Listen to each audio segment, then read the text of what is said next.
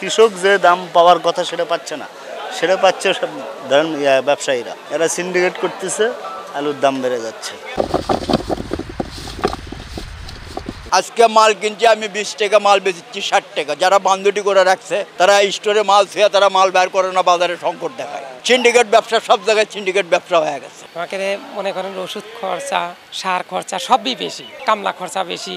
এক বস্তা আলু জমির থেকে রোড প্লেস করতে 60 টাকা করে লাগছে আমাদের। লাভবান এখন দেখা যাচ্ছে যে লাভবান আমরা বেশি হওয়া পারছি না। কোল্ড স্টোরের আলু রাখছে মহাজনেরা, সাধারণ কিছু যার আলু রাখছে এটা তো তার বিক্রির জন্য রাখছে, সে বিক্রির জন্য রাখেনি। যার বিক্রি সে মহাজন কিনে নিয়েছে, সে স্টোরে রাখছে, সাধারণ কৃষক পাচ্ছে না। এটা 55 টাকা আমাদের কেনা পাকড়ি আলু, 3 টাকা খরচা, এটি বিক্রি হচ্ছে 60 টাকা কেজি। 58 পরে 60-59 টাকা আরো বেশি। আর স্টিক আলু কেনা হলে যে 46-47 টাকা মতো কেনা, এটি বিক্রি হচ্ছে 52 টাকা কেজি। এবার যে আলুগুলো মজুদ গুলো হয়েছে, ধরেন এই মজুদে ধরেন তো আমরা স্টোর মালিক যারা আছি, আমরা তো ধরেন একটা বস্তা যারা রাখে তারা আমরা ভাড়া পাই।